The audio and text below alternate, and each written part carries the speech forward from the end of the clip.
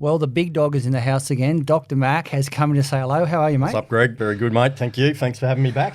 Mate, well, when we're launching a new HydroxyBurn Shred Ultra product, I'm going to get you to come in and talk about the science. Excellent. I look forward to that. Let's rip in. And for those people that don't know, Tropicana now available in store. Cannot wait to try it. Welcome to the Body Science Podcast, bringing you everything you need, want, and should know about health, fitness, nutrition, and training. As always, the information contained in this podcast is for the information purposes only and is not designed to diagnose or be prescriptive to treat, prevent, or manage any injury, disease, or other health-related condition.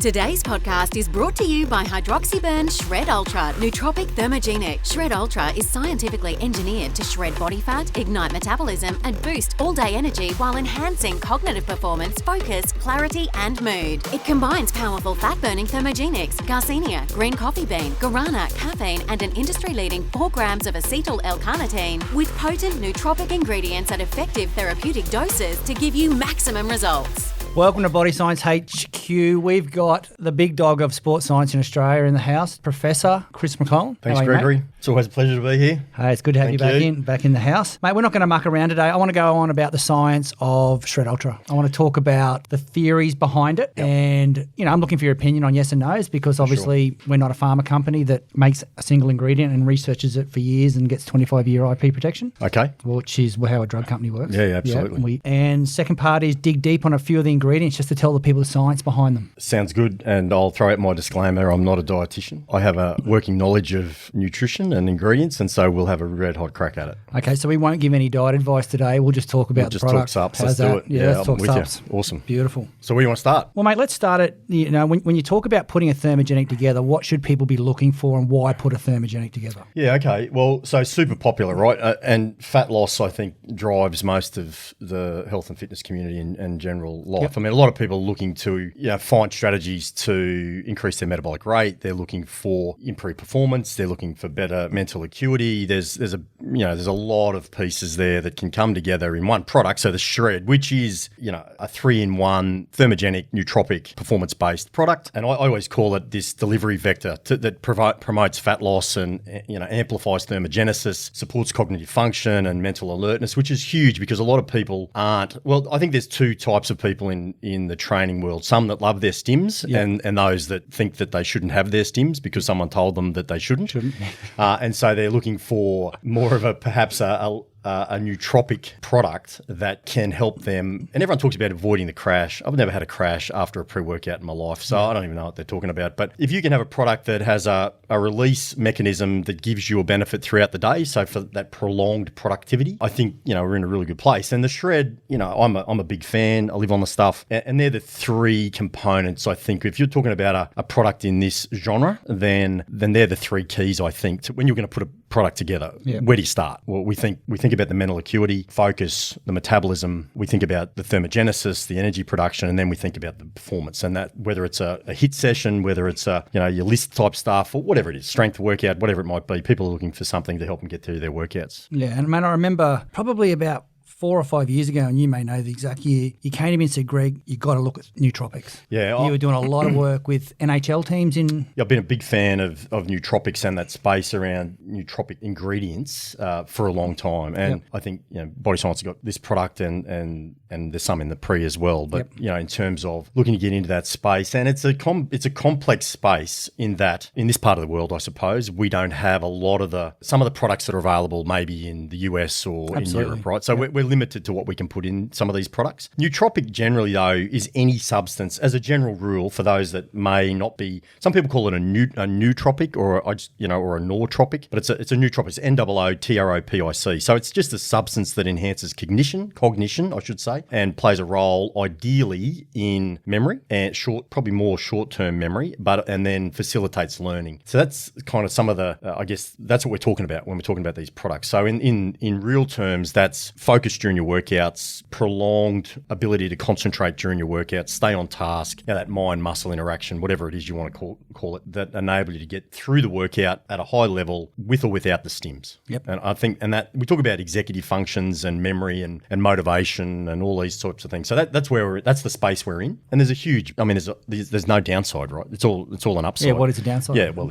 there isn't one. In terms of the product, safe, effective. We talk about therapeutic doses, and I'm sure we'll get through that in this podcast. And that's the thing, I've always been a massive fan of body science, not to pump up too many tires, but it's open labeling. There's no proprietary blends. It's my pet hate in the world of supplementation. We see that in a lot of places around the world. Let's just put 45 products onto a label. We won't tell anyone how much of anything's in it, and may or may not have a therapeutic dose. And that's what sets companies like Body Science apart from a lot of the other players. And that's what you got in this product, and that's where it should be. Mate, I hated that from a kid too. Like when I used to have alphabet soup, I never knew how many Ks I was going to get. No, that's it used right, to piss me off. It wasn't on the label, so. Yeah, awesome. No, mate, if you're not going to tell people what's in your product, don't make a product, I say. Each of their own, though. And because if you're just a person wanting to do your workout, you want to get the best results, or at the other end of the spectrum, if you're a performance-based athlete, or you're prepping for a comp in the physique competition space, bodybuilding, things like that, you want to know how much of something's in there so that you can,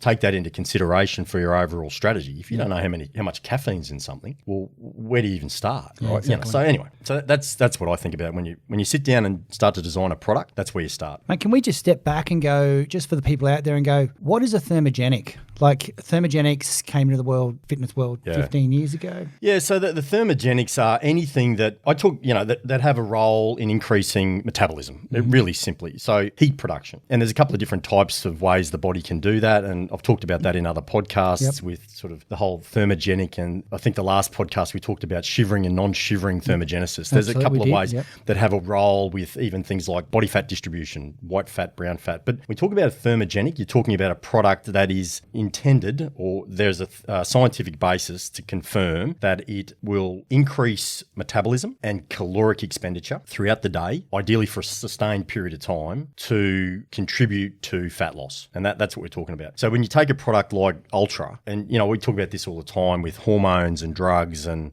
products that go into supplements, you can't look at things as one-off. You look at the interaction between products. And so you might look at something like an interaction between, something as simple as green coffee bean, which is in the product, and Alka, for example. And so those products will combine very nicely to provide that thermogenic effect. Or it might be any of those sort of the guarana and the green tea, for example. That's those why sort of we things. added And that's why you put them in combination, exactly. Because together they have it's like a piggyback type effect that improves the outcome of the standalone product. Absolutely. So, mate, do you think nootropics, thermogenics and performance deserve to be in the same product? I do. Before we step into deep dive into some of the ingredients and what they do, but I do. I think individually they bring something to the table, but then when you put them all together, so can they go together? The answer is yes. Yep. Should they go together? The answer I think is also yes, because from a product, the interactions of the ingredients. So for example, caffeine caffeine will have a performance benefit, but it'll also have a nootropic benefit. It'll also have a thermogenic effect. So you got that 3-in-1 type approach. You take guarana, you take green tea, any of those sort of products, they will have, say, performance-based benefits, but also the thermogenic type benefits. And then with the nootropics, we've got the ashwagandha and we've got the bacoba and that sort of stuff in there that in combination with caffeine will give you a boost, will give you that nootropic boost. So yeah, absolutely. I think, the other thing that the nootropics will do often is have what's called an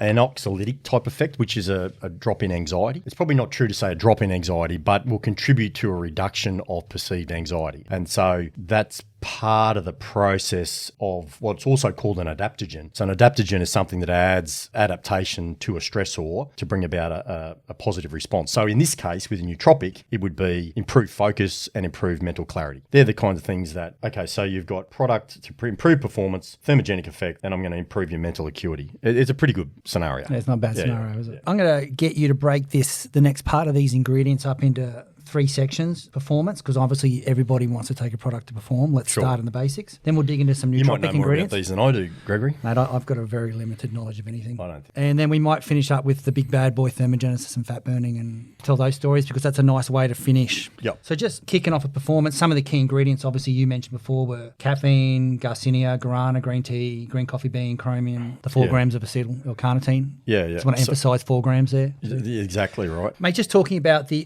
performance side of things. We've listed a few ingredients a second ago. Let's kick off with one of the big ingredients, and I'm a massive believer in Garcinia. Not a lot. You don't see a lot of products these days anymore. I think it was made popular by Dr. Oz. That's probably why. Yeah, right. The guy had a bit of vision, but massive fan of it myself. What does the science say? So yeah, your Garcinia, the long, I suppose the technical term is this Garcinia gummy gutter, which is a fruit peel type of extract. It's aimed at reducing appetite fundamentally. That will ultimately then play a role in a reduction of fat stores, and then ultimately the outcome of that is a reduction in body weight and fat. And so with a smart diet and training. Yeah, and so they're attributed to it's called a HCA, which is a hydroxycitric acid, which inhibits what's called cytosol ATP citrate lysase, which is a bit of a mouthful. But in turn, what does that mean? Well, it's an enzyme that catalyzes the synthesis of acetyl-CoA and oxaloacetate using citrate-CoA ATP as a substrate, and then it also uses magnesium as a cofactor. So what that produces is an enzymatic type of reaction that leads to fatty acid utilization and also cholesterol and triglycerides, and it does that via this enzyme citric acid lysase that produces a reduction in body fat ultimately. So that's a big mouthful there. That's massive. But it can also, this HCA will play a role in lowering plasma lipid concentrations. Okay. And it does that through, it also inhibits this thing called a cholesterol ester transfer protein, which isn't a huge issue. But the mechanism is that it inhibits this de novo lipogenesis. So it's a pathway that mediates fatty acid synthesis. I suppose the net effect is that it's a really effective product for fat utilization and a reduction in the regeneration of more fat, I suppose is probably the best way to describe it. So it has a role as an appetite suppressant as well, which is probably not that well publicised. It's hypolipidemic, which means that it lowers this lipogenesis or lipogenesis, which is the generation of fat, lipid, and also higher lipid degradation rate. So it will have a good contribution to lowering body fat. It's an antioxidant as well, so there's some sort of general health effects as well, and there's some anti-inflammatory activity that occurs as a result of it as well. I didn't know that. Yeah, so garcinol, which is one of the derivatives, has a role in reducing some of the reactive oxygen species that are byproducts of metabolism, and so it will play a role in this anti-inflammatory response as well, which is anything we can take that reduces global inflammation in the body. Absolutely. Is a good thing. That's a lot, actually. That's pretty technical, but so it has a bona fide role in why it should be in one of these products. And just for anyone out there want to know, we're putting 5 grams in a 10-gram serve, so we're big fans of it. That's huge. Bring it on. So, Dr. Mack, the next thing under the performance part of HydroxyBurn Shred Ultra is the green tea. Excellent. We're big green tea fans at Body Science. Camellia sinensis. Yes. I like it. Very nice, Greg. So again, well said too. For a non-herbalist, that's impressive. Yeah. So it's a solid serve too, right? Which is excellent. So one of the active ingredients in the green tea extracts are the polyphenols, which come from flavonoids and catechins. So overall, I mean, there's a bunch of them. There's epicatechin, there's epigallocatechin. There's about 4 of them that exist. But there's been quite a lot of research around these that having a positive or a protective effect on heart disease. Okay. Even some types of cancers because of pretty powerful antioxidant, and so will have an effect against some of these free radicals. So overall, a really positive outcome. So it's got a good justification as a popular what's called a nutraceutical as an antioxidant, and so they'll protect against the damaging effects of the reactive oxygen species and superoxide, the perioxyl radicals, things like that I've talked about in other podcasts. The other thing that green tea's really useful for that probably doesn't get a lot of publicity is around its role in improving mental alertness. Wow, okay. Even some evidence around relieving some digestive issues and ultimately promoting weight loss through its performance-based effects. So, some of the tea catechins, especially the EGCG, which appears to have anti-obesity and even anti-diabetic type effects. So really good story around the role of the green tea in a product like the Ultra. Okay, nice. Just tapping onto the next performance aspect of HydroxyBurn Shred Ultra, I want to tap into guarana. I mean, we could just drop caffeine in, where obviously we get green tea's got a caffeine in it as well. We play with some guarana. What are your thoughts on guarana? What does the science say? More importantly, what does the science say? Well, guarana actually contains about 4 times the amount of caffeine than coffee. In itself, it's going to provide a great stimulatory type of property to the product as well. What is it again? It's a Polyena cupana or something is the technical name of guarana. Oh, yeah. I'm going to... It's a PAULLINIACUPANA. So yeah, that's what I said. Yeah. Nice. So it's a great source of theobromine. I've talked about What's that? that. Theobromine is great for the appetite type side of things as well. It's also a stimulant. Yep. But theobromine plays a role in increasing nitric oxide synthesis within the body. So that'll help with your pump, right? Especially if you're using the Ultra as a pre-workout. So there's a use for this product in general day-to-day use, but you can also use it as a pre if you want pump on. Yeah, get your pump on. Yeah. I think a lot of people do use it as a pre, just between you and me. Yeah.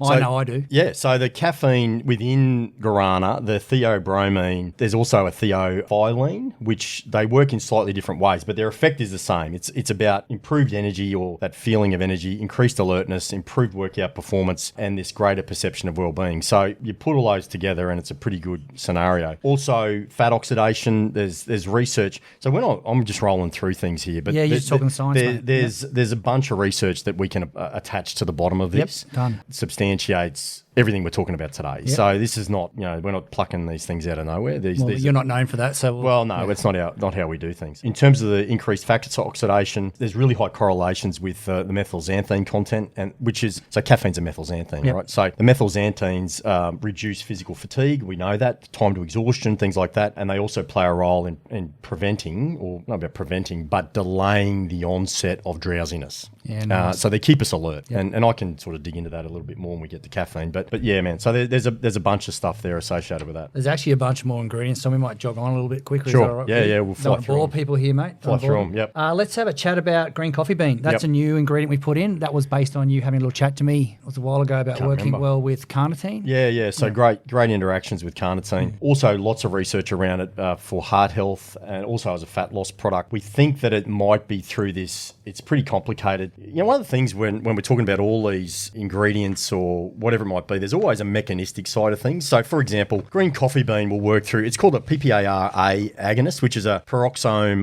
proliferate activated receptor. And so it's associated with metabolic type of adaptations. So it'll increase body heat. That's the take home. And so that will then also have an antioxidant type effect as well. So a lot of these products are synergistic in that they're working together to provide that performance benefit, but also that antioxidant effect. So reduced insulin, reduced glucose spikes, all that sort of stuff following a meal. It's pretty good in terms of its role in contributing to fueling workouts as well. Okay, nice. Mate, the next big thing I want to dig deep on the science on is chromium. Yeah. Fan? Chromium chloride. Yeah, big fan. Do you like the research? Yep. Lots good research around its enhancement of the action of insulin. So it's really critical for glucose availability and metabolism. Plays a role in utilization of carbohydrates, things like that. So directly involved in carbohydrate, fat, and protein metabolism, which is important. It stimulates the AMPK pathway, which is the adenosine monophosphate kinase pathway. That's a key cellular energy pathway, I suppose, for monitoring ATP levels. It maintains metabolic homeostasis, which is great for activating low energy rates. So I wouldn't go so far as to say a stimulatory effect, but a reduction of drowsiness as associated with that product as well. There's also some research to support chromium sensitization of the hypothalamus,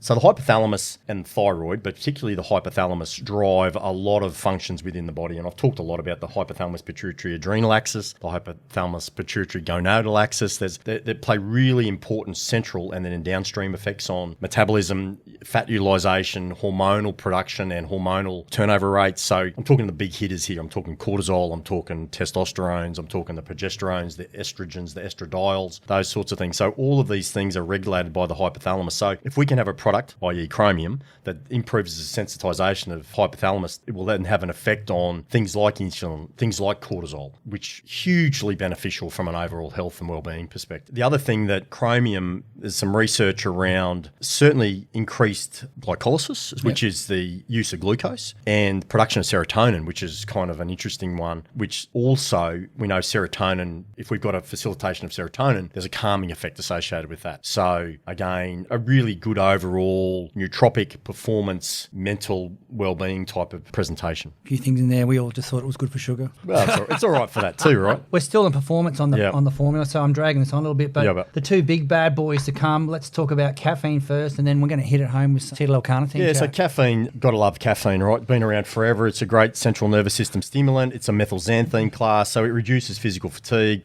treats drowsiness, things like that. Really well known. Lots and lots of research around its powerful, stimulant or stimulatory effect. Great for strength, great for endurance, overall exercise performance. It's also classified as a nootropic because it will promote neuron sensitivity and mental alertness as well. Now, it's a central nervous system stimulant. As I said, it's a methylxanthine. One of the mechanisms by which it acts is through this antagonization of adenosine receptors, and we did a whole podcast on this, so people can go back. But what it does, caffeine reversibly blocks the action of adenosine on its receptor, and what that consequently does is produce or prevent the onset of drowsiness, because adenosine brings on drowsiness. So by blocking that or an antagonistic action, antagonistic means opposite. There's a great presentation there around performance, but also the nootropic effect of it as well. Improved awareness, alertness, and wakefulness as well. Yep. So this, I suppose, concentration levels is probably a good way to describe that. And by inhibiting adenosine, it can also influence some of those neurotransmitters like dopamine, like serotonin, acetylcholine, and the whole adrenaline group of hormones. The other one, and I kind of don't want to go down that track, but there's also a role around cyclic adenosine monophosphate, so CAMP, phosphatase, and that results as well in a reduction of drowsiness. So without going over the top in terms of the depth of the science, there's a really good piece around that. And then mobilisation of intracellular calcium is another side of it as well within the sarcoplasmic reticulum. So for those that know their physiology and their how muscle activations and contractions work, and I think we've talked about this a lot in other podcasts as well, but by mobilising intracellular calcium from the sarcoplasmic reticulum, caffeine can have a role in the whole cross-bridging or muscle activation, muscle shortening. So that's where it plays a role in strength, so improving your muscle endurance. So endurance is just delaying the fatigue, right? By facilitating an availability of intracellular calcium, we have more calcium available to impact on troponin and tropomyosin binding. I was just thinking about that this morning on my run. So what that means is that they are able to cross-bridge, and so you can produce force is what I'm getting at. So for those that like their physiology, they'll know exactly what I'm talking about. For those that don't, they just sort of glazed over that little bit. Cognitive performance, big piece to it as well. Attention, vigilance, reaction times as well. So when you're doing your plyo workouts, your HIIT sessions, your caffeine will kick in and give you a hand with that. It stimulates the sympathetic nervous system, and it does that via ACTH, which stimulates the hypothalamus via the pituitary adrenal axis. It reduces fatigue, increases alertness, so that'll optimize your outputs as well. It's also suggested to be a nitric oxide booster. Okay. And so, we talk about this therapeutic dose, 300 milligrams. People that took those kind of dosages experienced an increase in nitric oxide levels. So that increases your blood flow to the working muscle and ultimately improve performance. So, we could talk all day about caffeine. Blood flow, energy pump, starting to sound like a pre-workout. Yeah, sounds a little bit like a pretty useful product, right? Yeah, let's get on to that. Mate, probably one of the big things that our HydroxyBurn Shred Ultra is known for is for the 4 grams of acetyl-L-carnitine. There's no need to buy another carnitine product with ours. It's an expensive ingredient. It's highly touted in anything that talks about weight loss these days. Obviously, the levels are very different in a lot of formulas. Yep. We've gone 4 grams. That's where we landed. But, mate, what's the science say about acetyl-L-carnitine? It's actually interesting that the acetyl component to the L-carnitine, so there are a few different types of L-carnitine, as you know. So the acetyl, it's also called ALCAR. So anyone who sees ALCAR, which that's what we're talking about here. And so without being lost in the biochemistry, it's bound to an acetyl group. Now, there's 2 forms. There's a L-carnitine and the acetyl form, which is the acetyl L-carnitine. So you'll see these in your products. They're not all the same, all right? So my suggestion would be that we're looking for the acetyl version of the L-carnitine. That will give us, the acetyl L-carnitine is able to alleviate some of the effects of aging. Actually has a really positive effect on mitochondria and mitochondria's ability to burn fat. And that's where, I suppose, the vast majority of research and evidence around L-carnitine as a fat loss product have come from. It's the interaction with the mitochondria more than anything. But interestingly, LCAR has an increased body of evidence coming through around its ability to improve alertness. Okay. So I take it, certainly as part of this product, but I used to take it as part of my own little blend. I took it as a nootropic, not from a body fat perspective, but from its ability to improve alertness. And the improvement of mitochondrial capacity is kind of like a positive, nice thing to have on the side. So the acetyl version, some might call it the neurological version of L-carnitine because it has that positive effect as a nootropic type of thing as well. And that's had an amount of evidence that tells us that it improves improves mood, positive effects on cognitive function, things like attention, things like memory. And that's why you'll see it in a lot of nootropic formulations, like the Shred. Within the, pretty technical, but within the mitochondria itself, the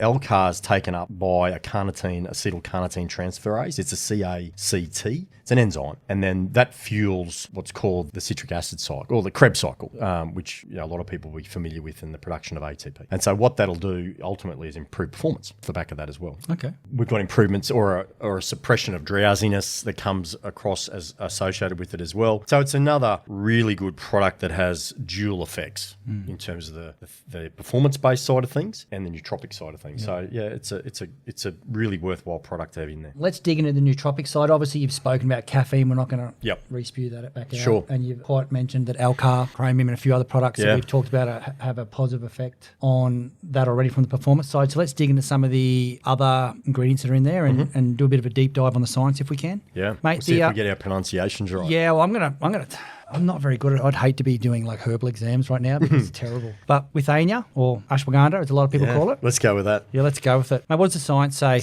Okay, so the science tells us, and there is science that tells us that, so it's definitely used in... It's got a lot of traditional... in traditional medicine. Yep. And so... So that's not something you're going to hang too long on? Not really.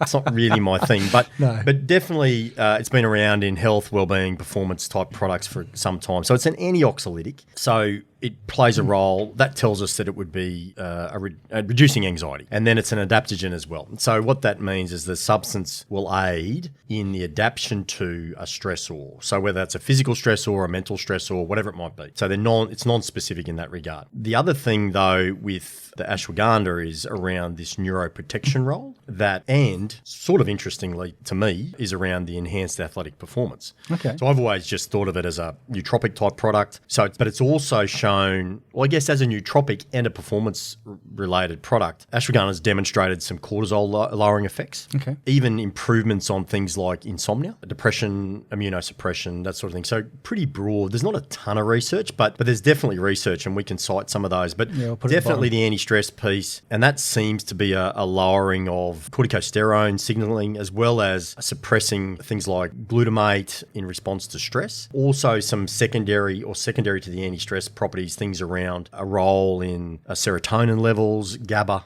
signaling, things like that. So pretty broad. And I would say promising is where the research is in terms of where it sits, but bona fide in terms of it playing a role in the anxiety piece. Now, where it sits in a product like this, you go, well, okay, it's going to level out any stimulatory effect I get, say from the caffeine, the ashwagandha would sit in this space around the maintenance of that, improvement in cognitive function, the reduction in anxiety. So it's sort of almost a leveler that gives you that longer effect. Now, I'm not saying ashwagandha prolongs the effects of caffeine. What I'm saying is this product can work synergistically with that to give you a more feel good. Like a feel good or a less up and down type effect. It gives you a more consistent type of effect to the product. So it's not a huge spike and then a drop. Yeah. Right? It's okay, the product kicks in and then it's maintained. It's probably a better way to describe it. Research around impact on low density lipoproteins. Okay.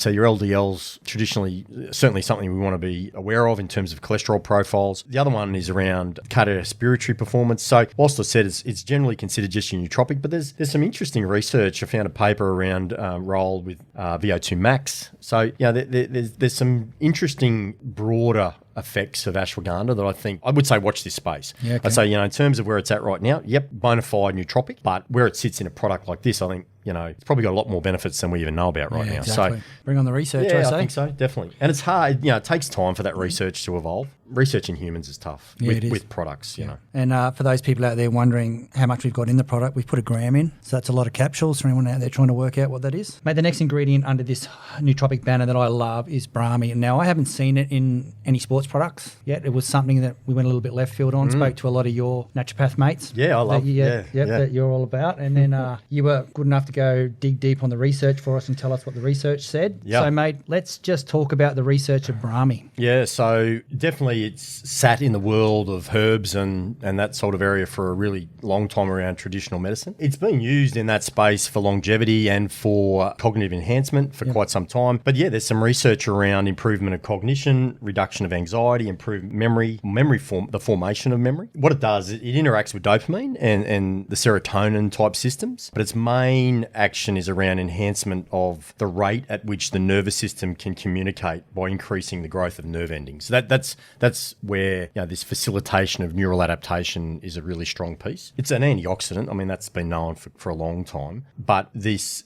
increase in memory function, it does that via an enzyme called tryptophan hydroxylase, which is a TPH2. And what that enzyme does is increase the expression of the serotonin transporter, which is a SERT. And so that therefore it'll also do things like inhibit acetylcholine esterase enzymes. What does that mean? Well, that means... Glad you asked. Yeah, so what that means is that it's potentially a first-line nootropic for even things like neurodegenerative diseases. So I'm not saying that it's a cure-all for Alzheimer's or anything like that, but like a lot of these products, the research is just sort of infant in its stages. Like it's interesting, and it takes time to roll this research out. But I had a look at this when I knew we were going to talk about it, and I found a paper on that around the whole role of acetylcholine esterases and even things like Alzheimer's. So I very optimistically look at this space and say, well, it's interesting to see where this is heading, because there's a whole range of those benefits with the nootropics that are. It's a brave new world, mate. Like trying to work out. The other thing with the Brahmi is around the perception of stress, which is an interesting scenario as an adaptogen, how you perceive a stress. So we talk a lot about hormonal adaptations to stress and cortisol spikes and all that sort of stuff, and everyone is pretty familiar with that space. But the Brahmi seems to have a really positive impact on how we're perceiving the acute or almost not a protective effect, but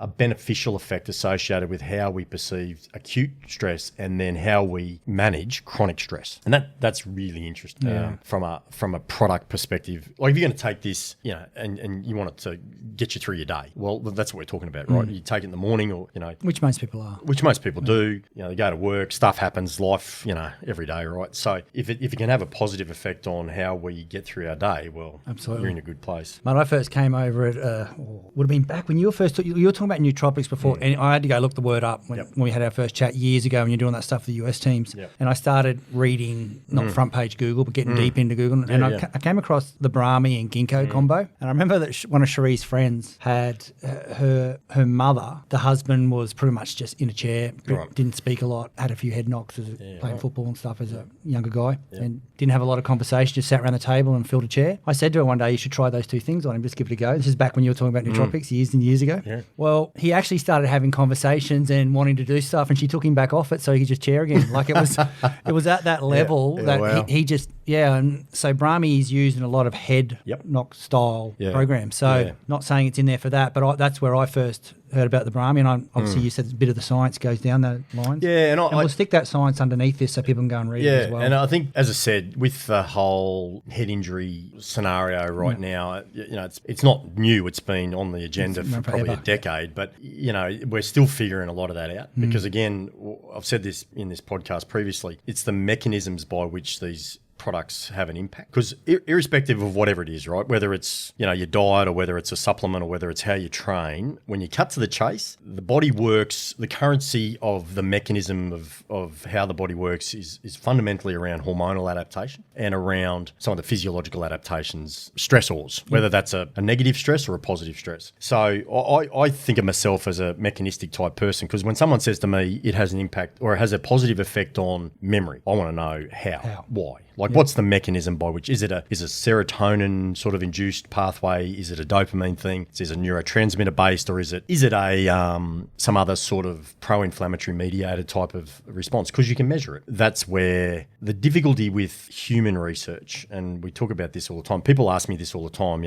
Studies with rats and things like that. Well, the beauty of working with rats is that they're effectively clones, right? And you can apply an identical dose to almost a clone as many times as you want. And so the variability that comes with that is minimal. Now, I know rat physiology isn't human physiology, but that's impossible to do in humans because the variability in humans is enormous. There's only one of everybody, right? So that's where a lot of that's why it's so difficult. And then there's ethics. I mean, you can't just, give people whatever you want. And the world of performance and sports science is still trying to figure it out. There's a lot of things that I think are still kind of in the gimmick phase. And I've talked to you a lot about, genetic research and, genetic profiles and gene expression sort of profiles. Mate, it's so variable. It's very difficult. That's why I always say to you, when someone says to me, tell me what's the best program to lose weight, or what's the best supplement to lose weight? What's the best nutrition strategy? Should I be keto? Should I be vegan? Should I be somewhere in between? Yep. The answer is I can't tell you, because what works for you won't work for me. Absolutely. And someone else, And we've seen that with research with people that wear, the glucose monitors for 24 hours, right? And they've monitored, how they've given them high GI diets, low GI diets, high fiber diets, high fat diets. And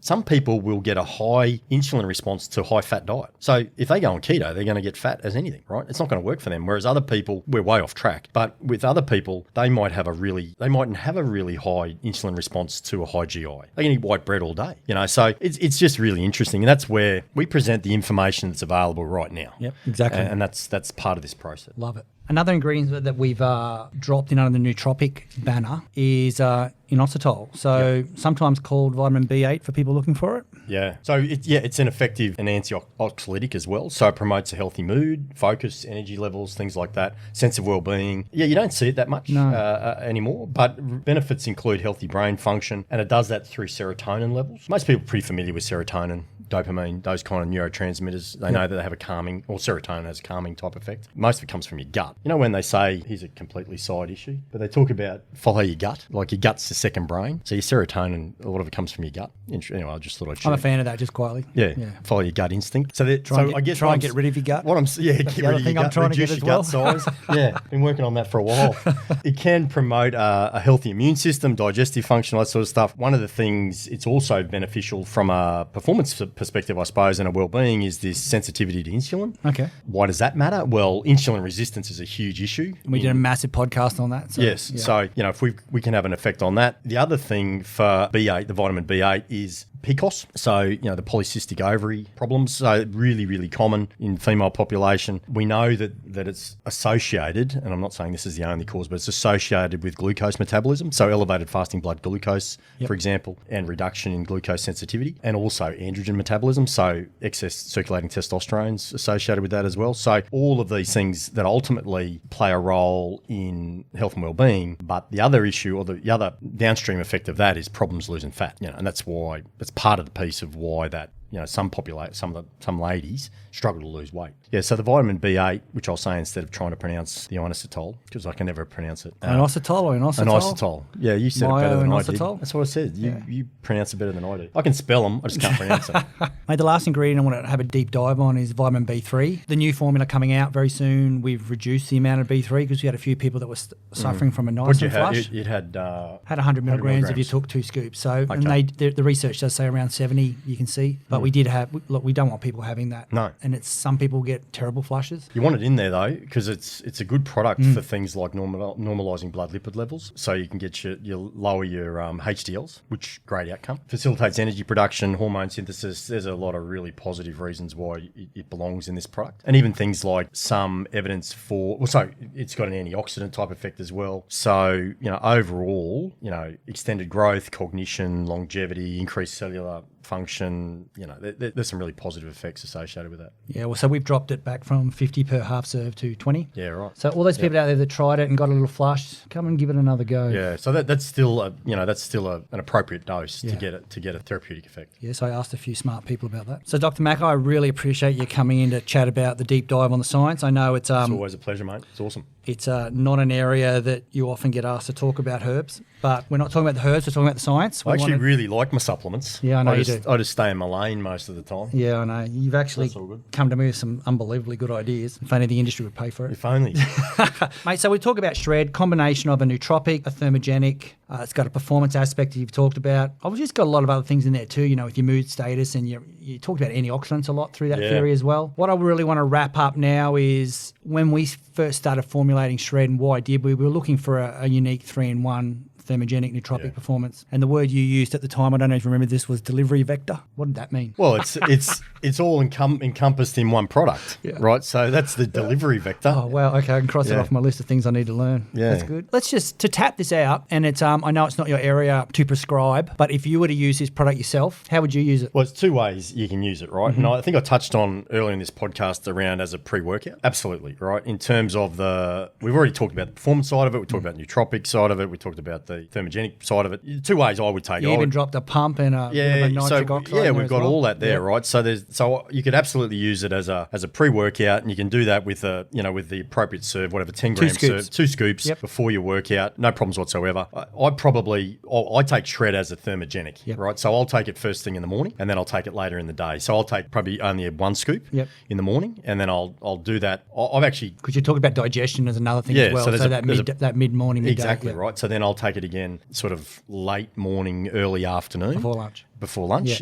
And then I'll still smash my pre-workout later in the day. But you've done it. Look, there's a really good caffeine podcast, guys. Get on, have a read. All the bullshit is taken out in that podcast. There's a lot of depth in that caffeine podcast we did. I've had a lot of people write to me going, "Wow, I had no idea," because there's so much misconception out there. Yeah. So what we're trying to do is give people. I mean, not everybody wants the high-end science, but there are some people who find it pretty interesting, and I think it's there. So let's talk about it. Yeah, exactly. So we've covered a fair bit of territory in some of those podcasts.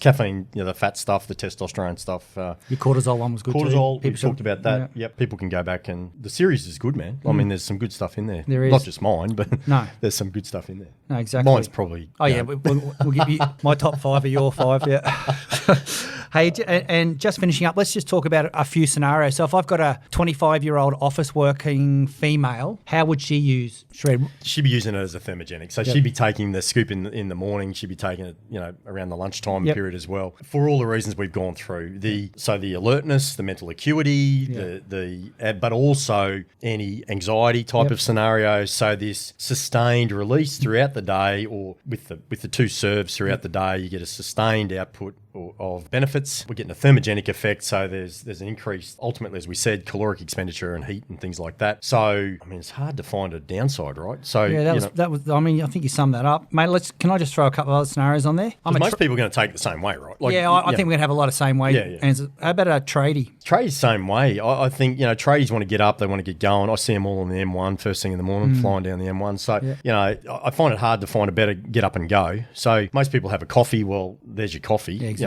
Plus then some. I don't actually drink much coffee anymore. I'm drinking my Shred and my Prees, and some people want to argue the toss around coffee on its own or caffeine on its own. People think coffee's caffeine on its own, by the way, and we've talked about caffeine's in coffee. So I think, well, this tastes better. And I actually don't get, we've talked about, when we talked about caffeine, we talked about the effect that it can have. Don't drink it with prunes. Remember that conversation? Yes, I remember that conversation. So, and I don't know, if anyone has a lot of black coffees, they'll probably know what I'm talking about here. So I don't get any of those effects with a Shred. I don't know about you, but if I smash a lot of coffee, I do. Game on. Yeah. So you don't want to be too far away from where you need to be. No, that's right. I wouldn't necessarily have prune juice with this either, but there's an effect on how many times you're going to go to the toilet. Mate, one of the things the way I take it, and I mean, I'm no elite athlete, and who cares? Gives really gives a shit how I take it. But what works for me, and you're talking about works for you, first thing in the morning, because obviously I can't get to a coffee shop. If I'm going to have a coffee, I'm having a nice coffee made by a barista. So smashing that, having a train, I'll have a coffee at the right time. But I train at 6 o'clock every night, so getting in 20 minutes before that, and I have no problem going to sleep. I feel good. Well, I put my sleep up today. It was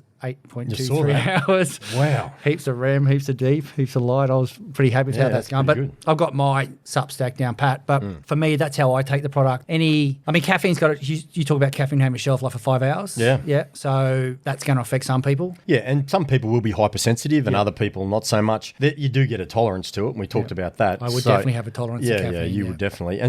But people get a tolerance pretty quick. And for anyone who's in that space that, you get the people say, I have, 1 coffee and my heart goes up and I've got palpitations and, I can't concentrate all day. Well, that's why there's the other products in the Ultra that are intended to help manage that sensitivity. So does that mean you might start with half a scoop? Sure, whatever it might be. But I think first thing in the morning, I'm the same, right? That's a great time to start with it. And then depending on what you're going to do in your day, because I'm the same, I train at 6 o'clock at night as well. And so I actually take the Body Science Pre before that because I like to mix them up. And my good friends at Body Science support me with that. Yeah, I think first thing in the morning, around the lunchtime, brilliant. And then if you need it as a pre-workout, if you train at 6, 7 o'clock at night, I've never had a problem sleeping. No. So, I'm I've got a high level of tolerance, but, people can build that up. Exactly. Well, mate, that's our HydroxyBurn Shred Ultra deep dive. I appreciate that you are digging deeper into science. That's good. Happy to do it. We often get a lot of hate mail about there's no science behind anything we do. And, fair enough. Yeah, well, that's unfortunate, man, because there's not many I don't know too many companies that have more science. So